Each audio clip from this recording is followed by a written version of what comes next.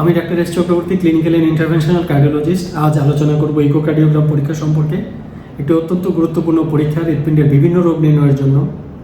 হৃৎপিণ্ডের কোন কোন রোগ ইকোকার্ডিওগ্রাম পরীক্ষার মাধ্যমে নির্ণয় করা যায়, মূলত 7টি শিরোনামের ভাগ করে আজকে আমি কথা বলবো এবং সবশেষে কথা বলবো কখন ইকোকার্ডিওগ্রাম পরীক্ষা অত্যন্ত জরুরিভাবে করতে হয়।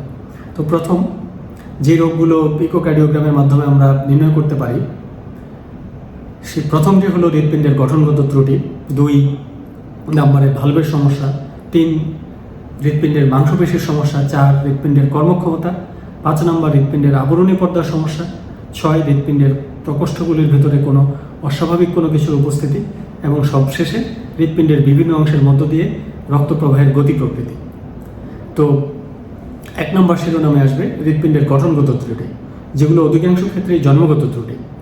হৃৎপিণ্ডের প্রতিটি প্রকোষ্ঠ বা চেম্বার সঠিক জায়গায় আছে কিনা, প্রকোষ্ঠগুলোর আকার ঠিক আছে কিনা, কোনো প্রকোষ্ঠ জন্মগতভাবেই খুব ছোট হতে পারে, যাকে অ্যাট্রেসিয়া বলা হয়, ভালভগুলো সঠিক জায়গায় আছে কিনা, প্রতিটি প্রকোষ্ঠের সঙ্গে সঠিক রক্তনালীর সংযোগ সঠিক জায়গায় আছে কিনা, প্রতিটি প্রকোষ্ঠের দেয়াল ঠিক আছে কিনা, অথবা কোনো দেয়াল একেবারে সম্পূর্ণরূপে অনুপস্থিত থাকতে পারে। পালমোনারি ধমনীর উৎপত্তি স্থল সরু হয়ে যেতে পারে, যাকে ইনফান্ডিবুলার স্টেনোসিস বলা হয়, অথবা কোনো প্রকোষ্ঠের দেয়ালে ছিদ্র থাকতে পারে, যেমন 2 অলিন্দ, যাকে অ্যাট্রিয়াম বলা হয়। এই 2 অ্যাট্রিয়ামের মাঝখানে যে দেয়াল, ইন্টারএট্রিয়াল সেপ্টাম, এখানে কোনো ছিদ্র থাকলে তাকে বলা হয় এএসডি অর্থাৎ অ্যাট্রিয়াল সেপ্টাল ডিফেক্ট।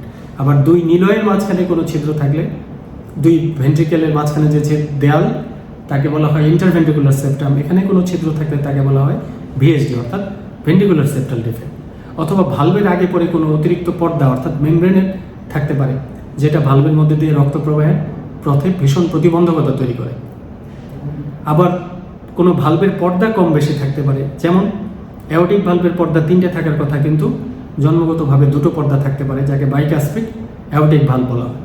আবার হৃৎপিণ্ড থেকে যে ধমনীগুলোর উৎপত্তি হয় সেগুলির মধ্যে কোনো অস্বাভাবিক যোগাযোগ থাকতে পারে, যেমন একটা রোগ হলো পিডিএ, প্যাটেন্ট ডাক্টার্স আর্টারিওসাস। এগুলো সবই হৃৎপিণ্ডের জন্মগত ত্রুটি। 2 নম্বরে আসবে হৃৎপিণ্ডের ভালভের সমস্যাগুলো, যেগুলো আমরা ইকোকার্ডিওগ্রাম পরীক্ষার মাধ্যমে খুব সুন্দরভাবে বুঝতে পারি। ভালভের পর্দা মোটা হয়ে যেতে পারে, ভালভের পর্দা ঝুলে যেতে পারে, যাকে মেডিকেলি প্রোলেপস বলা হয়, ভালভ চেপে যেতে পারে বা সরু হয়ে যেতে পারে, যাকে স্টেনোসিস বলা হয়। অথবা ভালভ ঠিকমতো বন্ধ হচ্ছে না বা ভালভের পর্দায় ফুটো হয়ে রক্ত উল্টো দিকে লিক করছে, যাকে মেডিকেলি রিগার্জিটেশন বলা হয়। ভালভের পর্দায় ইনফেকশন বা রিয়েক্টিভ ইনফ্লামেশনের জন্য ক্ষতিগ্রস্ত হতে পারে, ভালভের পর্দায় ভেজিটেশন জমতে পারে। এগুলি সবই ইকোকার্ডিওগ্রাম পরীক্ষার মাধ্যমে সুন্দরভাবে দেখা যায়। হার্টের মাংসপেশির রোগ, যাকে কার্ডিওমায়োপ্যাথি বলে, এটাও ইকোকার্ডিওগ্রাম পরীক্ষার মাধ্যমে সুন্দরভাবে বোঝা যায়।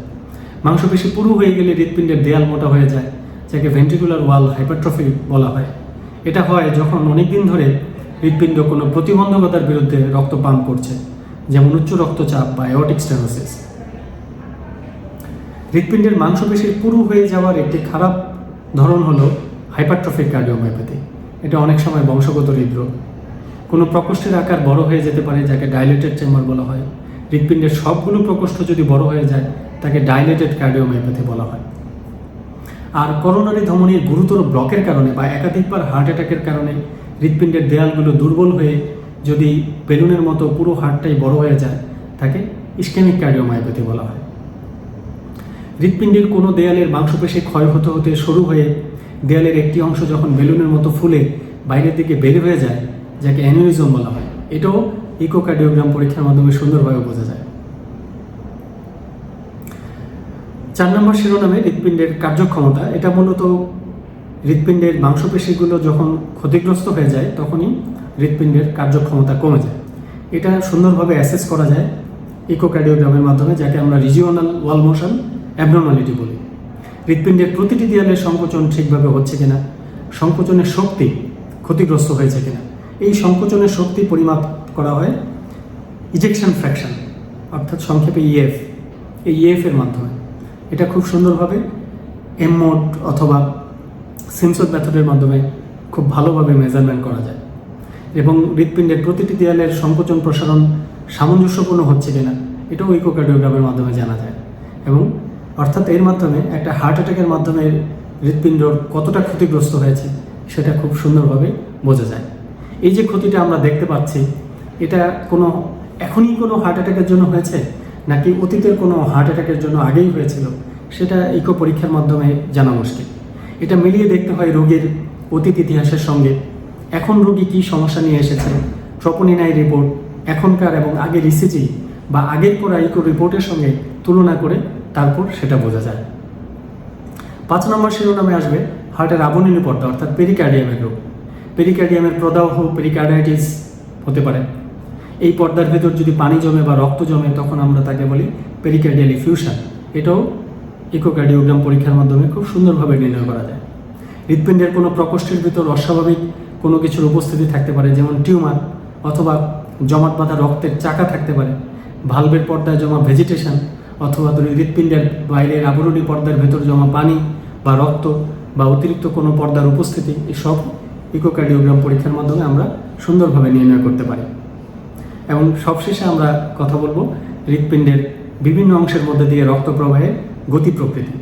এটাও আসলে যদি হৃৎপিণ্ডের স্ট্রাকচারের যদি কোথাও কোনো প্রবলেম থাকে এবং হৃৎপিণ্ডের যে প্রতিটা অংশ যে স্বাভাবিক পথে যে রক্ত প্রবাহিত হওয়ার কথা তার যদি কোনো ব্যতিক্রম হয়, যদি কোনো অস্বাভাবিক পথে রক্ত প্রবাহিত হয়, সেটা আমরা কালার ডপলার ইকোকার্ডিওগ্রামের মাধ্যমে খুব সুন্দরভাবে বুঝতে পারি।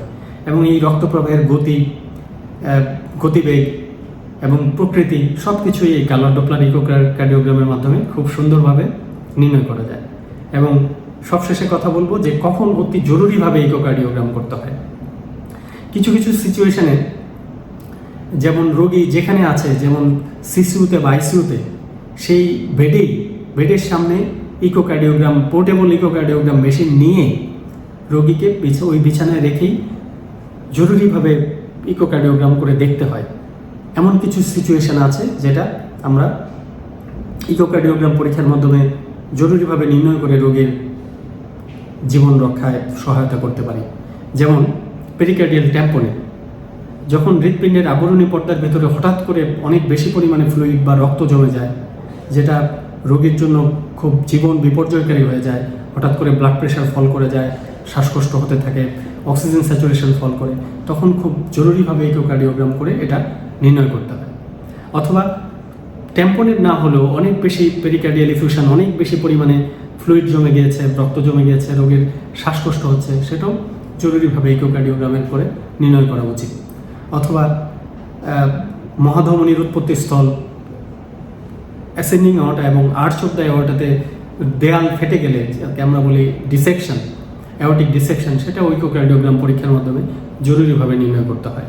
অথবা ফুসফুসীয় যে ধমনী, সেখানে যদি হঠাৎ করে রক্ত জমাট বেঁধে অ্যাকিউট পালমোনারি থ্রম্বোএম্বোলিজম হয়, খুব মারাত্মক শ্বাসকষ্ট হয় রোগীর, সেক্ষেত্রেও রোগীর ব্লাড প্রেশার ফল করে যায়, অক্সিজেন স্যাচুরেশন ফল করে যায়, সেটাও খুব একটা ইমার্জেন্সি সিচুয়েশন। এখানেও ইকোকার্ডিওগ্রাম করে অনেক ক্লু পাওয়া যায় যে এই রোগগুলি নির্ণয় করতে খুব সুবিধা হয় ইকোকার্ডিওগ্রামের মাধ্যমে। একটা রেয়ার রোগ আজকাল খুব পাওয়া যায় না, অ্যাওর্টিক ভালভের গোড়ায় সাইনাস অফ ভালসালভা রাপচার হয়ে একটা ইমার্জেন্সি সিচুয়েশন হয়, এখানেও রোগীর খুব মারাত্মক শ্বাসকষ্ট হবে, ব্লাড প্রেশার ফল করে যাবে, এটাও ইকোকার্ডিওগ্রাম পরীক্ষার মাধ্যমে খুব সুন্দরভাবে নির্ণয় করা যায়। আবার একটা পেশেন্ট হার্ট অ্যাটাক নিয়ে ভর্তি হয়েছে, অনেক সময় দেখা যায় হঠাৎ করে তার নতুন মারমার পাওয়া যাচ্ছে, অর্থাৎ ভালভের অ্যাবনর্মাল সাউন্ড পাওয়া যাচ্ছে, যেটা আগে ছিল না। তো সেই ক্ষেত্রে আমরা যদি সন্দেহ করি যে ভালভের মাইট্রাল ভালভের পর্দা কর্ডা টেন্ডেনি ছিঁড়ে গিয়েছে, হঠাৎ করে মাইট্রাল রিগার্জিটেশন হয়, অ্যাকিউট মাইট্রাল রিগার্জিটেশন হয়, সেটাও ইকোকার্ডিওগ্রাম পরীক্ষার মাধ্যমে নির্ণয় করা যায়। অথবা আরেকটি খুব মারাত্মক বিপর্যয়কারী পরিস্থিতি, হার্ট অ্যাটাকেরই জটিলতা, যে হৃৎপিণ্ডের দুই নিলয়ের মাঝখানে যে দেয়াল, ইন্টারভেন্ট্রিকুলার সেপ্টাম, সেখানে হঠাৎ করে রাপচার হয়ে যায়, যাকে আমরা বলি ভিএসআর, সেটাও ইকোকার্ডিওগ্রাম পরীক্ষার মাধ্যমে খুব জরুরিভাবে নির্ণয় করতে হয়, যার মাধ্যমে আমরা জরুরিভাবে ব্যবস্থা নিয়ে রোগীর জীবন রক্ষায় সহায়তা করতে পারি। তো ধন্যবাদ। এই পরিস্থিতিগুলোই হলো যখন আমাদের জরুরিভাবে ইকোকার্ডিওগ্রাম করে রোগীর জীবন রক্ষার জন্য আমাদের ভূমিকা রাখতে হয়। ধন্যবাদ, সবাই ভালো থাকবেন, ভালো থাকুন, সুস্থ থাকুন।